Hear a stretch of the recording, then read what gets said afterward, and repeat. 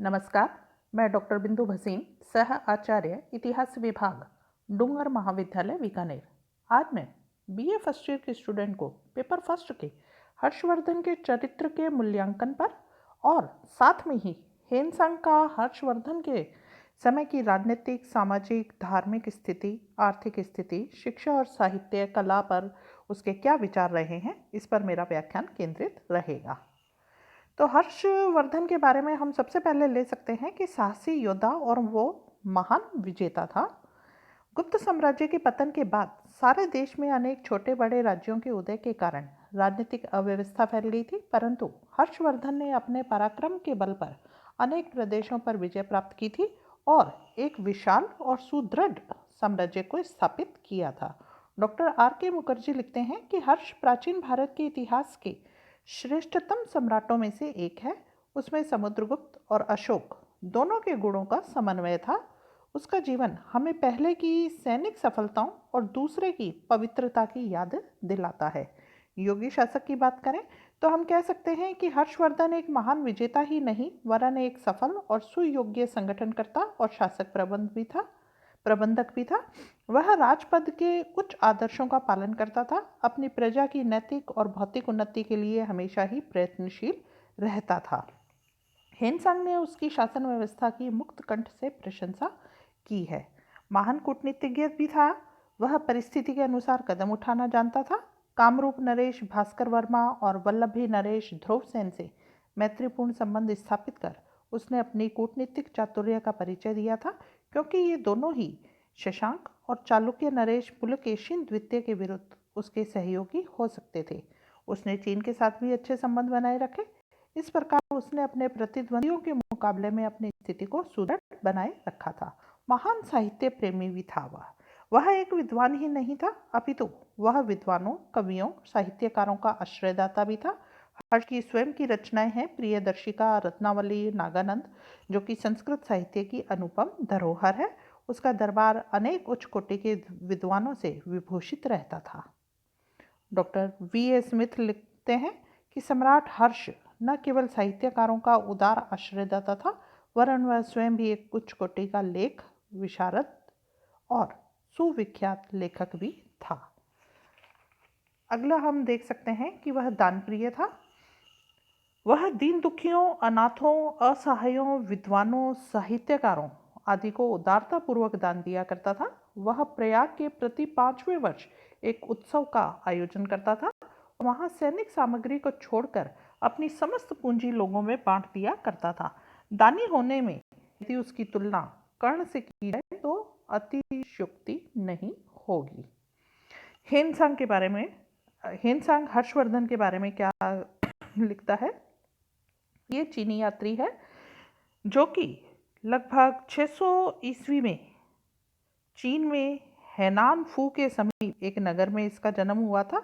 इसके पिता का नाम हुई था। 13 वर्ष की आयु में ही उसने बौद्ध धर्म की दीक्षा ले ली थी और अपनी अद्भुत प्रतिभा का उसने परिचय दिया था। 20 वर्ष की आयु में ही वह पूर्ण भिक्षु बन गया था और चीन के विविध विहारों में जाकर बौद्ध धर्म का उसने अध्ययन किया था। परंतु बौद्ध धर्म के विषय में हेनसांग की जो शंकाएं थी, उसके निवारण के लिए चीन में उसे कोई उपयुक्त बौद्ध विद्वान नहीं मिला। अतः उसने विचार किया कि वह भारत जाकर बौद्ध धर्म के मूल ग्रंथों का अनुशीलन करेगा और उनके पवित्र तीर्थ स्थानों का भी दर्शन करेगा, जिनसे भगवान बुद्ध और उनके प्रमुख शिष्यों का संबंध है।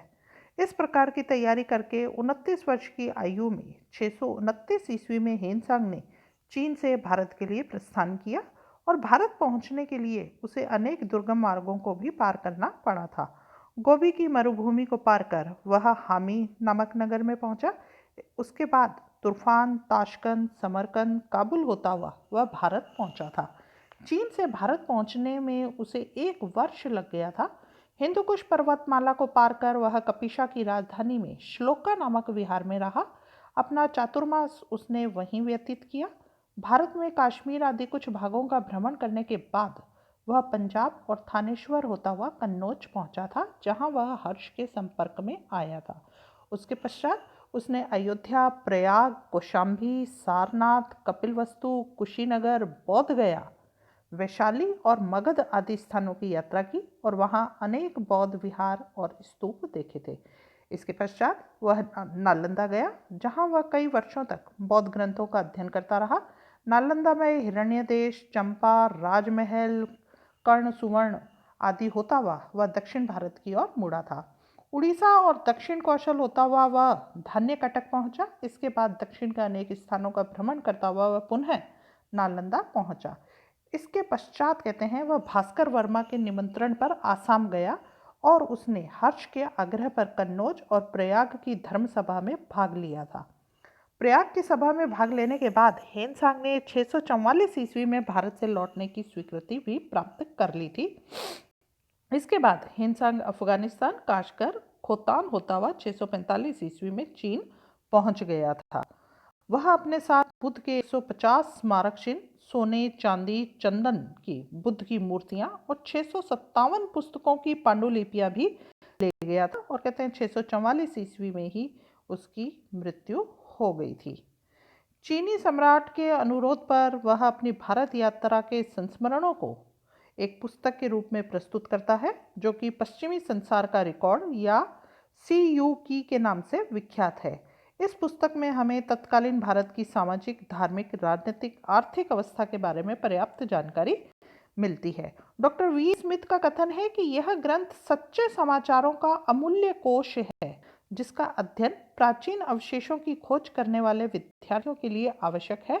इस ग्रंथ ने भारत के लुप्त इतिहास को प्रकाश में लाने के लिए यह कार्य किया था, जो भूतल विशारदों की पुरातत्व संबंधी किसी भी खोज ने नहीं किया था। राजनीतिक स्थिति के बारे में हम देखते हैं हेनसांग क्या लिखता है कि सम्राट हर्ष बहुत परिश्रमी था। वह दिन रात शासन कार्य में लगा रहता था। उसने दिन को 3 भागों में बांट रखा था। दिन का एक भाग शासन की देखभाल में व्यतीत होता था और दिन का 2/3 भाग धार्मिक कार्यों में वह व्यतीत करता था। हर्ष अपने साम्राज्य का दौरा करता रहता था, क्योंकि वह जानता था कि इसके बिना वह लोगों के दुखों को आसानी से पता नहीं लगा सकता और न ही उनको दूर कर सकता है। हर्ष अपने प्रशासन में ईमानदार और दानप्रिय था, न्यायप्रिय भी था। अपने कर्तव्यों के निर्वाह में वह अत्यंत नियमित और सख्त था। अपने समस्त आदर्शों और उद्देश्यों की पूर्ति के लिए वह भोजन और विश्राम तक की भी सुध नहीं ले पाता था। हेनसांग लिखता है कि हर्ष का शासन प्रबंध बहुत अच्छा था, न्याय पक्षपात रहित था, लोगों से बेगार नहीं ली जाती थी, कर अत्यल्प थे और सरकारी अधिकारी लोगों को व्यर्थ में ही परेशान नहीं करते थे। सड़कें कहीं कहीं पर सुरक्षित नहीं थी। दंड व्यवस्था कठोर थी। राजद्रोह के लिए आजीवन कारावास का दंड मिलता था। सामाजिक सदाचार के प्रतिकूल आचरण करने, माता पिता के साथ अनुचित व्यवहार करने और विश्वासघात करने पर अंग भंग कर दिया जाता था। देश निकाला और वनवास का दंड भी प्रचलित था। साधारण अपराधों के लिए जुर्माना किया जाता था। जल, अग्नि, तुला और विष द्वारा भी अपराधी की परीक्षा ली जाने की प्रथा प्रचलित थी। हेनसांग के अनुसार हर्ष की सेना में 60,000 हाथी, 1 लाख घुड़सवार सैनिक थे। उसके अनुसार राजकीय आय के 4 भाग थे। एक भाग धार्मिक कार्यों में और सरकारी कार्यों में खर्च होता था।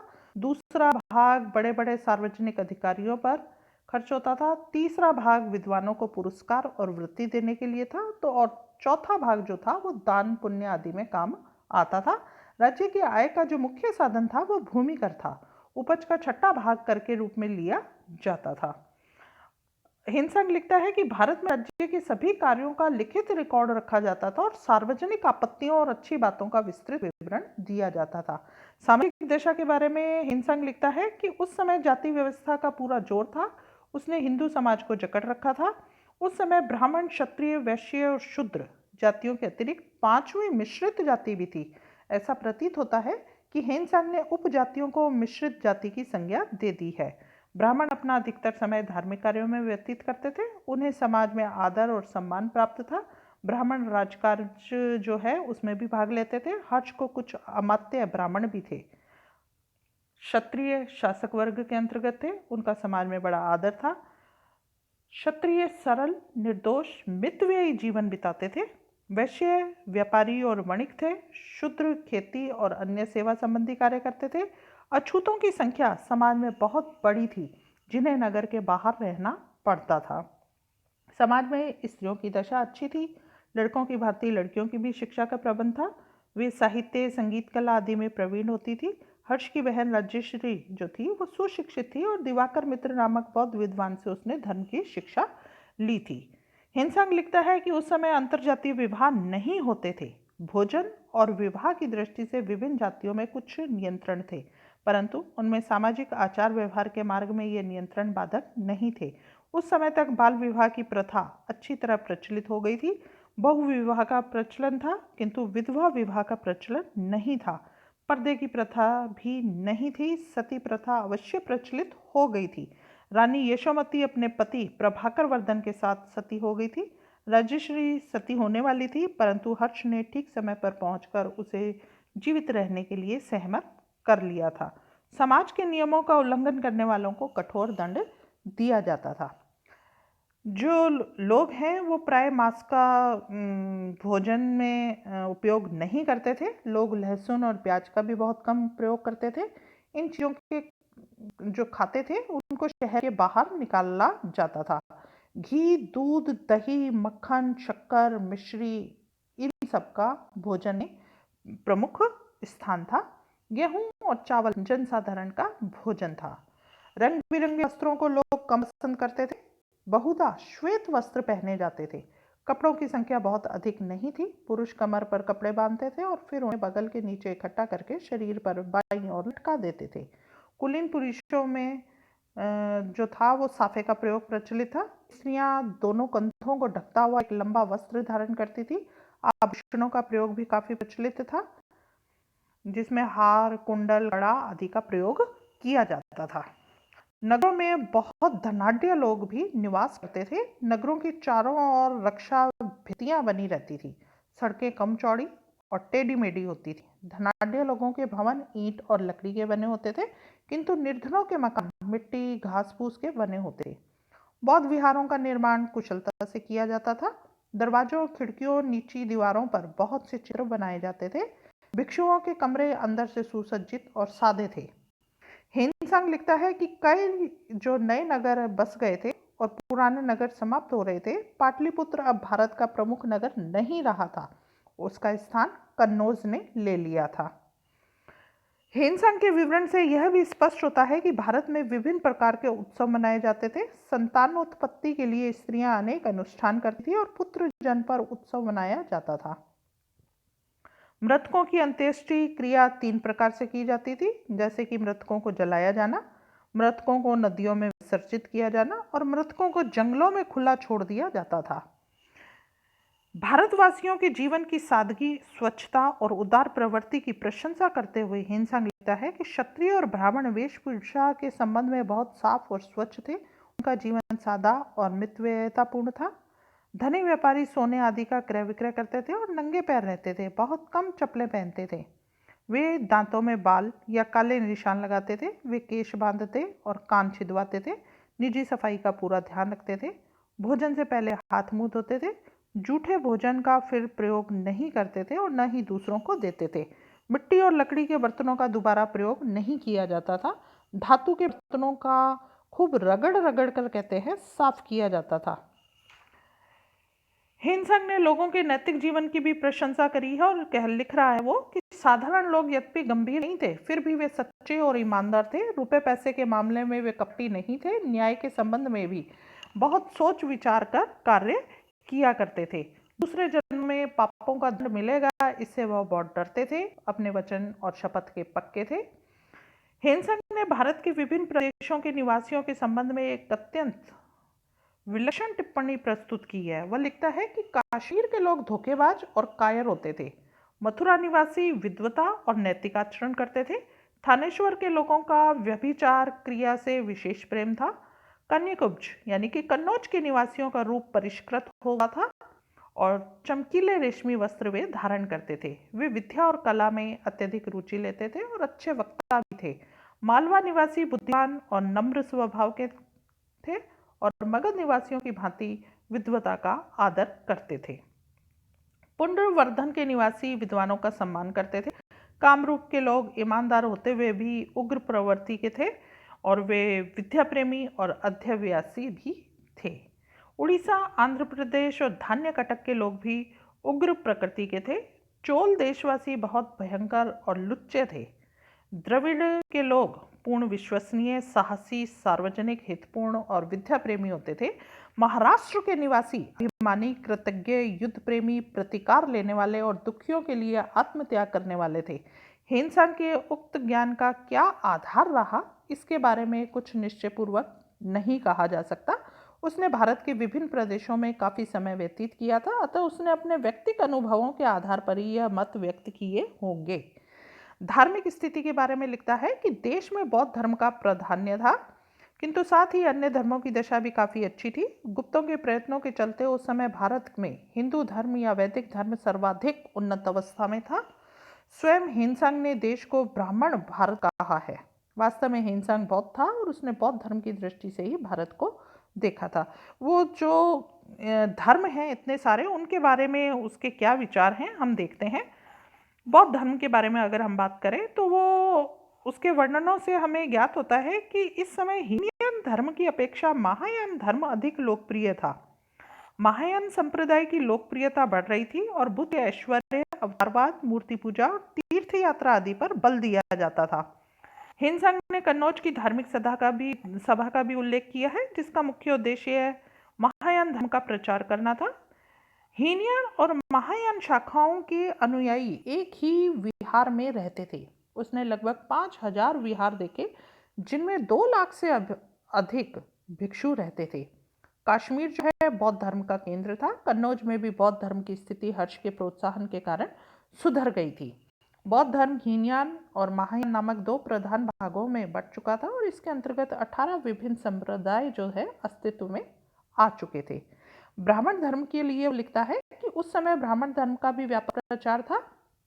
भारतवर्ष ब्राह्मणों के देश के नाम से विख्यात था।